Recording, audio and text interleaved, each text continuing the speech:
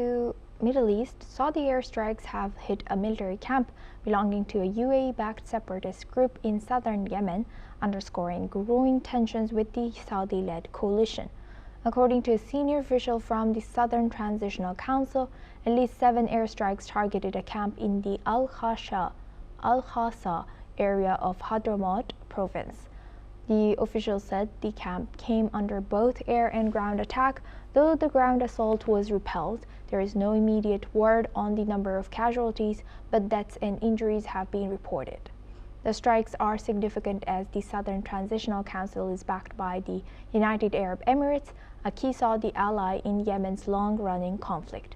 Yemen has been gripped by years of war involving multiple factions, with shifting alliances complicating efforts to stabilize the country despite repeated ceasefire attempts.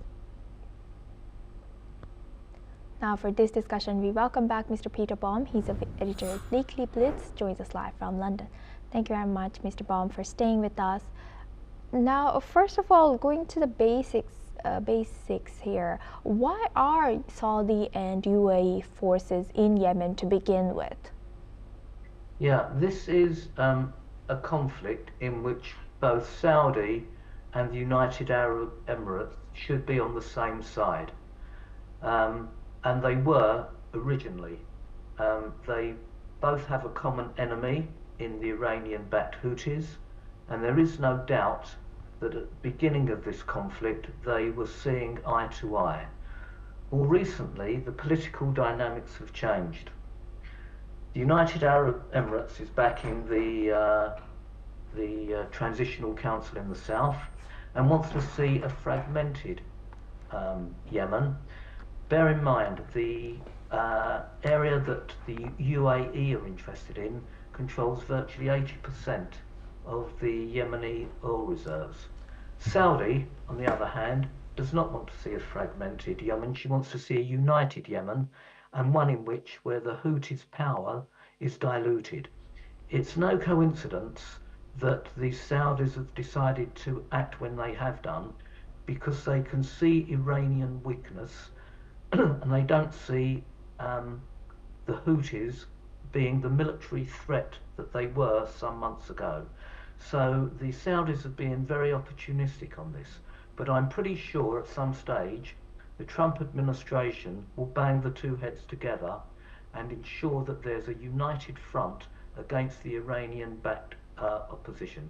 There is absolutely no reason why the United Arab Emirates and Saudi Arabia should be opposing each other in this part of Yemen. Absolutely not. It's absurd, quite frankly, and as I say, one would hope that the Trump administration will get the two sides together and to get them to at least unite, certainly politically, if not militarily. Right. And now what do you think, what could, well, we can only speculate here, but what could happen now that it seems like there's a disagreement between how Saudi forces or Saudi Arabia thinks it should move forward, and UAE thinks otherwise? Yeah. So one thing that is for certain is that the United Arab Emirates have certainly withdrawn manpower from the region and are just supporting financially and politically the dissident group, the Southern Transitional Council, let's say. But as far as their manpower is concerned, they don't have any forces of note actually in Yemen. However, Saudi, with that recent attack, have shown military commitment and will ensure that the Saudi policies, backed by the military, will win the day, and it's probably likely that they will do. However, they will not automatically be able to dilute the Southern Transitional Council, who are quite a powerful force in Yemen and have built up quite a decent block of Yemenis behind them. So it will take a third-party player, one who has the ear to both sides, such as Donald Trump, to bang the heads of the two parties together, because I reiterate, there's absolutely no reason why Saudi and the UAE should be opposing each other in Yemen. Absolutely no reason. It's illogical. Thank you for sharing that. And lastly, Mr. Baum, so why do you think, how should, like UAE and Saudi Arabia have of course clashed in the past as well, involving Qatar, if I remember correctly, a few years ago. Why are all of them involved in, whether it's Yemen, whether it's Kuwait, in what's their stake or motivation over there? Yeah, well, first of all, it's one of regional security. That's the main one. Secondly, they see an opportunity with the weakness of Iran to create the conditions whereby the Sunni Muslim bloc is a more powerful element than the non-Arab Shia bloc. And there's a lot at stake at Yemen, control of the waterways and commerce, potential oil revenues, and the defeat of the Iranian regime that threatened both countries for a number of years. So there's a lot at stake. Yemen, being one of the poorest countries in the world, suffering from lack of infrastructure, lack of food, but an Iranian-backed militia that has created for itself a high profile on the world stage that is threatening both Saudi and the UAE. With the weakness of Iran now, the Houthis will suffer similar weaknesses. And as I say, this is an opportunity for Saudi and the UAE to make a mark, but they should be singing from the same song sheet, as we say. They should be combining and uniting in an effort to defeat the Iranian and the Houthi influences. Right. With that, I would like to thank Mr. Baum for sharing that insight. Please stay with us as we come back to you for our next discussion as well. Now we have a breaking news. We have now more details coming in from the airstrike. The strikes have killed 7 people as per reports.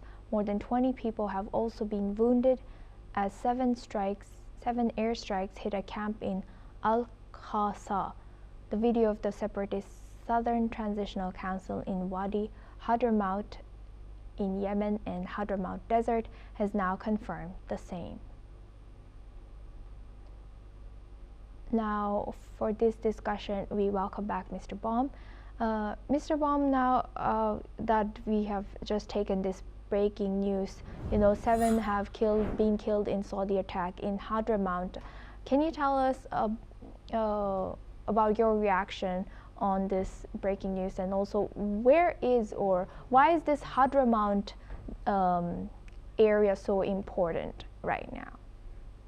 Well, it's important because under the control of the UAE, it is probably the wealthiest part of Yemen. As I said before, it is home to the vast majority of the oil reserves in Yemen. The fact that there have been some people killed now will only put more pressure on those that want to see a united front against the Houthis. And as I said before, it will have to be the Donald Trumps of this world to ensure that this conflict between the Saudi Arabian-backed forces of the previous government of Yemen and the United Emirates-backed militias doesn't escalate into something more volatile for the region. That's the last thing I'm sure that both Saudi and the UAE want to draw away from, and something, because they're both allies of the United States, that the Trump administration will try and dilute. We know that Trump has prided himself as being a stopper of wars. Well, this is one conflict that has the potential of escalating further, but with Mr. Trump's intervention, perhaps it won't. I hope very much that Saudi will now row back, having made a statement, and I've gathered from the news bulletins that Saudi have said this is not a declaration of war. Hopefully not.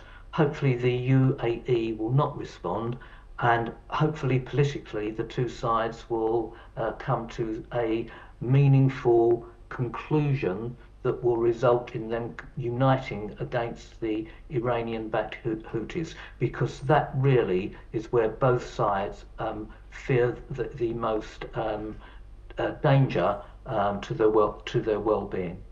Right. With that, I would like to thank Mr. Peter Baum for joining us today and sharing that insight throughout our news. Thank you very much. Now we move the focus on to Asia. A Pakistani anti-terrorism court has sentenced 8 journalists and social media commentators to life imprisonment in absentia for terrorism-related offenses tied to online